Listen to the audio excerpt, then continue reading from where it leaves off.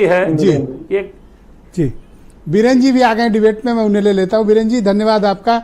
आज आप सुबह से सिर्फ इसी खबर पर लगे हुए हैं, क्या है ये बुलडोजर का मामला और क्या वाकई में ये मुद्दों पे जो दोनों तरफ से योगी आदित्यनाथ और अखिलेश यादव की तरफ से जो स्टेटमेंट्स मैं देखा हूं कि अभी शाम तक लगातार चल रहे हैं, आखिर ये प्रकरण इतना बड़ा क्यों होता जा रहा है?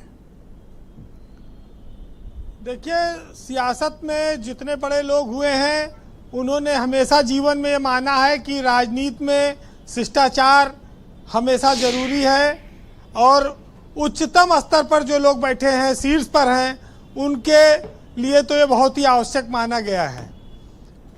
जो बड़े लोग होते हैं ब्रजेश जी, उनसे बड़ी शालीनता की उम्मीद की जाती है और उनसे ये भी उम्मीद की जाती है कि वो शब्दों और चरित्र दोनों में उच्च कोटि का आचरण रखेंगे, क्योंकि हमारे यहाँ कहा गया है कि जो सलीकामंद शाखें हैं उनका लचक जाना जरूरी होता है। तो सियासत में हमने लोकसभा चुनाव में कुछ इस तरह की बयानबाजियां सुनी, भाषण सुने जो शायद पहले नहीं सुनते थे, और उसके बाद जब चुनाव खत्म हुआ तो सिलसिला थोड़ा थमा था। लेकिन इधर उत्तर प्रदेश में जब से उपचुनाव के संभावनाएं बढ़ी हैं, तब से खास तौर से उत्तर प्रदेश में योगी आदित्यनाथ हिंदूवादी मुद्दों पर ज़्यादा मुखर हैं। बांग्लादेश से लेके पाकिस्तान से लेके और विपक्ष पर वो काफ़ी करारे हमले कर रहे हैं, और इसी हमले में आज भेड़िया भी शामिल हो गया। वैसे बुलडोजर और भेड़िया की जब तुलना होती है तो एक चीज़ ये साफ दिखती है कि बुलडोजर एक इंसाफ का प्रतीक बनता गया है, वो कानून व्यवस्था की एक तस्वीर बताता है, और भेड़िया लूट खसोट का, अत्याचार का एक प्रतीक माना गया है। अब राजनीति में जब इसका इस्तेमाल होगा तो स्वाभाविक है कि किसी को अच्छा नहीं लगेगा। वैसे भी देखिए, इस समय इस प्रदेश में दो बड़ी पार्टियां हैं, अखिलेश यादव और योगी आदित्यनाथ। ये दोनों बड़े लीडर हैं जो अपनी अपनी पार्टी की ओर से नेतृत्व कर रहे हैं। तो स्वाभाविक है कि राजनीति की लड़ाई जब इन पर दोनों पर आपस में आती है तो इसका विकराल रूप होता है, बड़ा रूप बन जाता है। और अब अखिलेश यादव ने पहले एक ऑफर दिया था कि 100 लाओ सरकार बनाओ, फिर एक ऑफर आज उन्होंने दिया कि योगी जी आप देर सवेर अपनी नई पार्टी बनाएंगे, अभी बना लीजिए। भविष्यवाणी उन्होंने की कई बार, और ये सब चीजें ये तो राजनीतिक छेड़खानी, इस तरह के बयान आप ऐसे कैसे किसी को मशविरा दे सकते हैं कि बुलडोजर का चुनाव निशान बना लो, पार्टी अलग कर लो? बिल्कुल, ये एक दूसरे पर कटाक्ष है, आरोप प्रत्यारोप चलता है। ब्रजेश जी, अगर इस देश में न्यायिक प्रक्रिया तेज होती, लोगों को तेजी से इंसाफ मिलता, तो शायद बुलडोजर की जरूरत ना होती। बुलडोजर जब चलता है तो पीड़ितों को, उनके कलेजे को ठंडक मिलती है, लेकिन अगर बुलडोजर सोच समझ कर नहीं चल रहा है तो फिर वो अन्यायपूर्ण हो जाता है और बहुत से परिवारों का जीवन बर्बाद कर देता है। और ऐसे कई मामले जब आए जब वहां पर देखा गया। लेकिन 3 दिनों जब चूंकि बहराइच में, सीतापुर में और बलरामपुर में, लखीमपुर में कुछ जंगली जानवरों का आतंक है, उसमें एक भेड़िया प्रमुख है जो बदले ले रहा है, जो बच्चों को मार रहा है।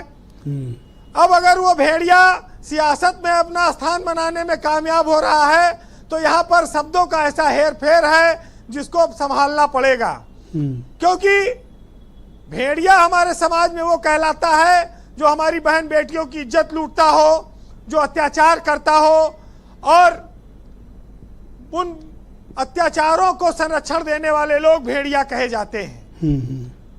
लेकिन हम ऐसे शब्दों के इस्तेमाल से बचते हैं, क्योंकि जो लोग शीर्ष पर बैठे हैं, जो ताकत में है, वो बोल देंगे, उनका कुछ नहीं बिगड़ेगा, लेकिन इससे एक राजनीतिक शिष्टाचार खत्म होता है। हाँ, नहीं, मैं कह रहा हूँ पॉलिटिकल लोगों को एक दूसरे के लिए भेड़िया वगैरह के शब्द का इस्तेमाल नहीं करना चाहिए।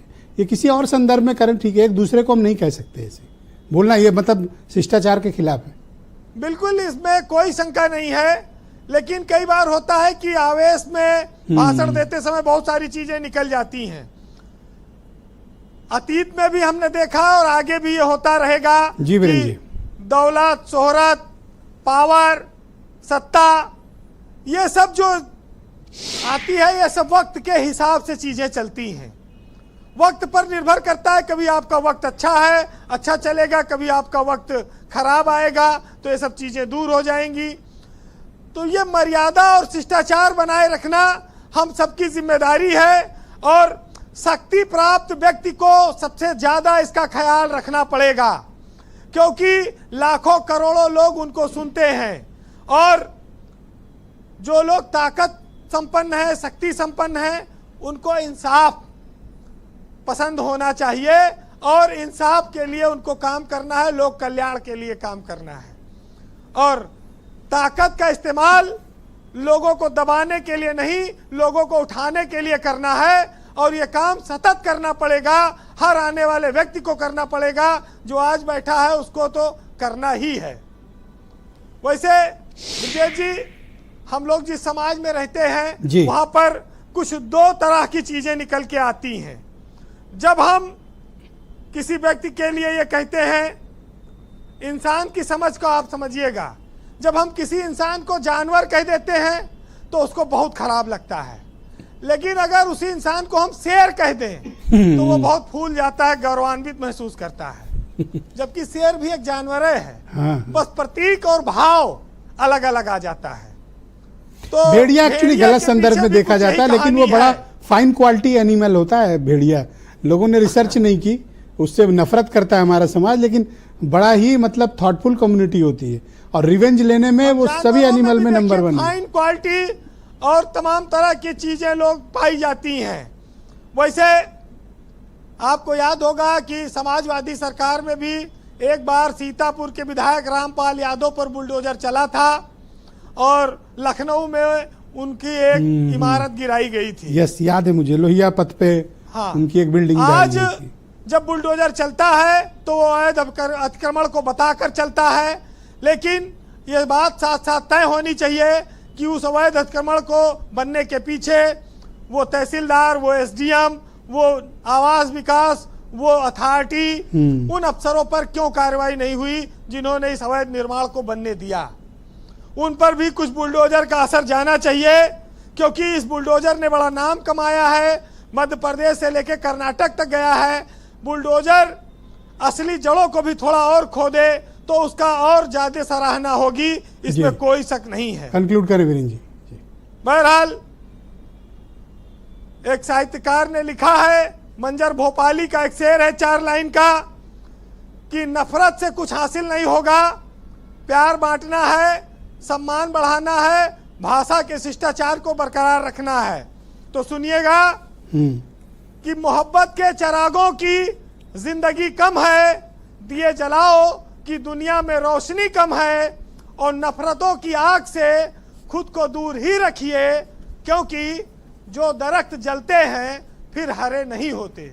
बहुत शुक्रिया वीरेंद्र जी, आपका बहुत बहुत धन्यवाद। ग्राउंड जीरो से